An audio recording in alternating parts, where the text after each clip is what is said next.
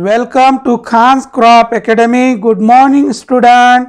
Hi, we are going to learn Crop Science, paper 2nd, standard 12, unit number 4, Rabi oilseed crop, linseed or flax, cultivation of linseed crop or flax, linseed also known as flax. In previous lecture, economic uses of linseed, ecology, varieties, this point can be completed in previous lecture. विद्यार्थी मित्रांनो, आपण cultivation of linseed हे मागच्या lecture number 1 मध्ये सुरू केलं होतं. आपण त्याचं इकॉनॉमिक युजेस बघितलं, बॉटॅनिकल नेम, फॅमिली, ओरिजिन, नंतर इकॉलॉजी, सॉइल, क्लायमेट हे आपण पॉइंट बघितले. तर लेक्चर नंबर 2 मध्ये आज आपण बघत आहोत cultivation of linseed crop. That is a common name Zavas or Arshi, then botanical name Linum euctatissimum, then family Linaceae, origin Afghanistan. Then land preparation. Land should be deep plowing by the help of iron plow immediately after harvest of previous crop. अगोदरचं पीक निघाल्याबरोबर एक खोल नांगरणी करून घ्यायला पाहिजे. आता linseed crop म्हणजे जवस हा रबी पल्स क्रॉप, रबी ऑइल सीड क्रॉप आहे आणि अगोदरचं पीक कसं आहे यावर मशागती अवलंबून असतं. जसं मूग, सोयाबीन असं पीक असेल तर जास्त नांगरणी करण्याची आवश्यकता नाही आहे. ज्वारी वगैरे असेल तर जरा नांगरणी करावं लागणार आहे. Then 2 to 3 times cross wise harrowing are given to get fine tilth. In case of irrigated crop 2 to 3 times harrowing. Then rainfed crop only 1 harrowing should be done and immediately sowing. तर 2 ते 3 कुळोच्या पाळ्या द्यायला पाहिजे. जर ओलिताचं पीक असेल तर चांगली मशागत करणं गरजेचं आहे. जर कोरडवाहू असेल तर तेवढी जास्त मशागत करण्याची आवश्यकता नाही. Collect and destroy the previous crop stubbles. Then apply 3 to 5 tons of FIM per hectare at the time of last harrowing. तर 3 ते 5 टन एवढं शेणखत देणं गरजेचं आहे. Then land should be levelling before sowing.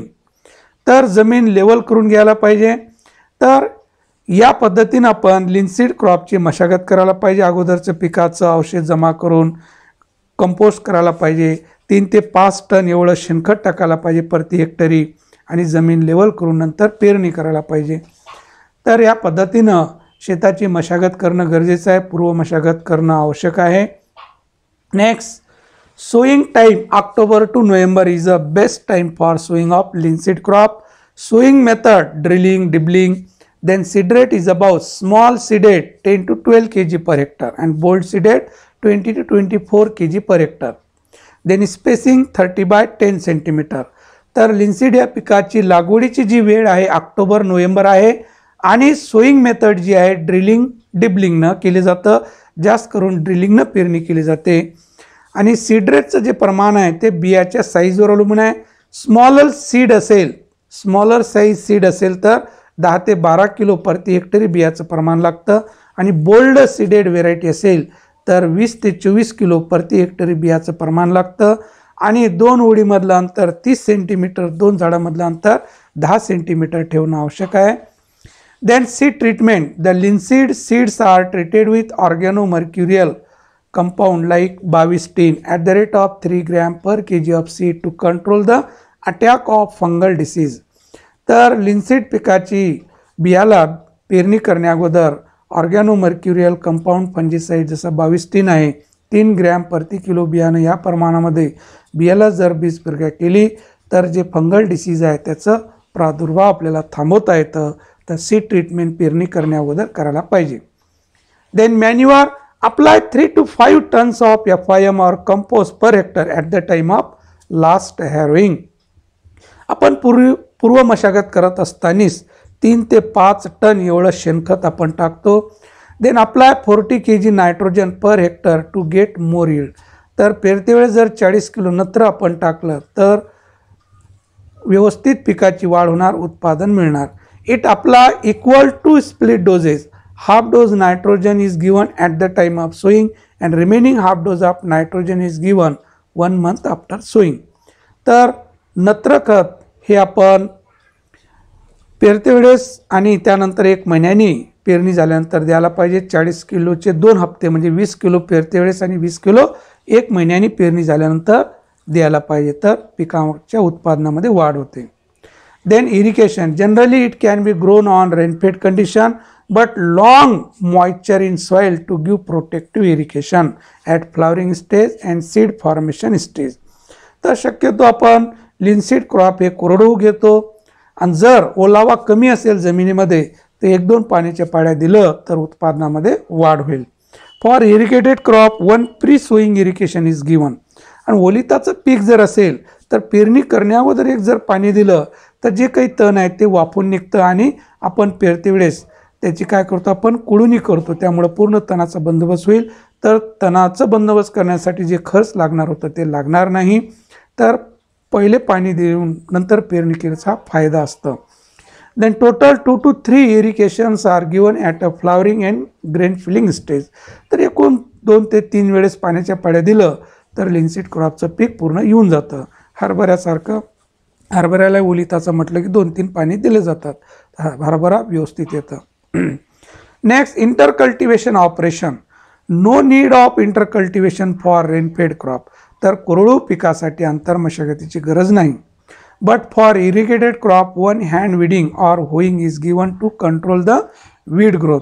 तर ओलिताचं पीक असेल तर एक आपण हँड विडिंग करायला पाहिजे, खुरपणी आणि कोळपणी द्यायला पाहिजे की जेणेकरून तणाचं बंदोबस्त होईल. जास्त आंतरमशागत करण्याची आवश्यकता नसते. Then next harvesting. Then harvesting of linseed crop depend upon their purpose for grain purpose and for fiber purpose. तर लिनसीड क्रॉप 2 उद्देशाने घेतलं जातं, धान्यासाठी आणि ताग पीकसाठी म्हणजे फायबरसाठी. For grain purpose ready for harvesting at 100 days after sowing. जेव्हा आपण धान्यासाठी लागवड करतो तेव्हा हे 100 दिवसामध्ये काढणीला येतं. Then maturity signs are plant leaves turn golden yellow and capsules turn brownish. तर मॅच्युरिटी साईन बघायचं असेल म्हणजे काढणीची वेळ आली किंवा नाही त्याच्या मॅच्युरिटी साईनवर कळतं. तर पानं गोल्डन कलरची होऊन जातात, कॅप्सूल टर्न ब्राउनिश कलर होतं. तर त्यावेळेस हार्वेस्टिंग करायला पाहिजे. Capsules start drawing and opening. तर कॅप्सूल हे ड्राय होतं आणि ओपनिंग व्हायला लागतं, आपल्याला धान्य दिसतं त्यामधून, त्यावेळेस आपण हार्वेस्टिंग करायला पाहिजे. Harvesting is done by uprooting or cutting the whole crop from the ground level. Harvested plant carried out into threshing yard. तर अपरूटिंग करून कटिंग करून आपल्याला हार्वेस्टिंग करता येतं. तर या पद्धतीनं आपण हार्वेस्टेड प्लांट हे थ्रेशिंग यार्डमध्ये जमा करून त्याला वाळू द्यायला पाहिजे आणि नंतर थ्रेशिंग करायला पाहिजे. तर या पद्धतीनं आपण हार्वेस्टिंग करतो या लिनसीड पिकाची आणि जिथं थ्रेशिंग यार्ड आहे तिथं जमा केलं जातं किंवा या पद्धतीनं पेंड्या बांधून असं वाळू देतात आणि नंतर बळवतात. जसं आपण तिळीच्या पेंड्यात ठेवतो त्या पद्धतीनं उभं केलं तर ड्राय होऊन जातं, खाली ठेवलं तर ड्राय होऊन ते बियाणं गळून जातं. यासाठी उभं ठेवायला पाहिजे. तर या पद्धतीनं याचं हार्वेस्टिंग केलं जातं. या पद्धतीने पेंड्या लावले जातात. हे आहे हार्वेस्टिंग ऑफ लिनसीड. या पद्धतीनं हार्वेस्टिंग करायला पाहिजे. नंतर हे harvested plant carried out into threshing yard. जे हार्वेस्टेड केलेले प्लांट आहे नंतर थ्रेशिंग यार्डमध्ये जमा करून तिथं 2-3 दिवस ड्राय होऊ द्यायला पाहिजे. After drawing threshing is done bye beating with stick or bye ट्रॅम्पलिंग under block feet. आता ड्राय झालेले जे थ्रेशिंग यार्डमध्ये जमा केले ड्राय झाल्यानंतर त्याला बडून काढा किंवा त्याला बैलाच्या पायाने त्याला तुडून घ्या तर पूर्ण कॅप्सूल फुटून जाणार, धान्य वेगळं होणार. Winnowing is done to separate the chaff from the grain. तर उधळणी करायला पाहिजे. जे काही चाप म्हणजे स्वच्छ धान्य करण्यासाठी उधळणी करायला पाहिजे.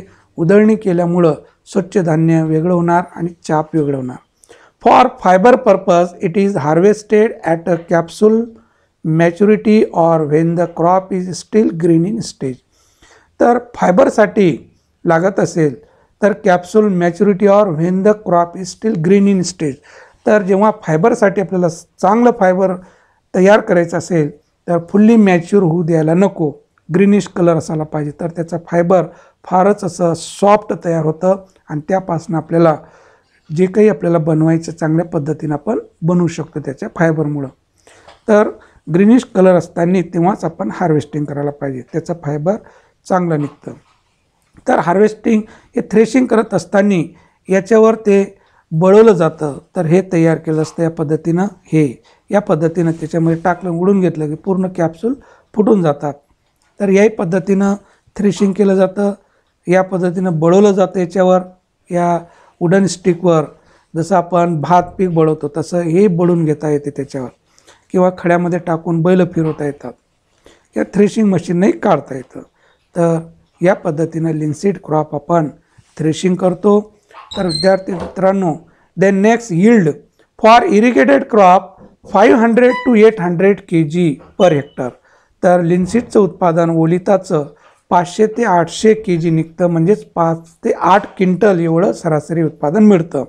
Then rainfed crop 3 to 5 quintal per hectare, mean 300 to 500 kg per hectare. For fibre crop 400 to 600 kg per hectare. फायबरचं उत्पन्न हे 400 ते 600 किलो या फायबरचं उत्पन्न मिळतं. तर या पद्धतीनं उत्पादन मिळतं. विद्यार्थी मित्रांनो, आपलं लिनसीड क्रॉप कल्टिवेशन इथं संपलेलं आहे.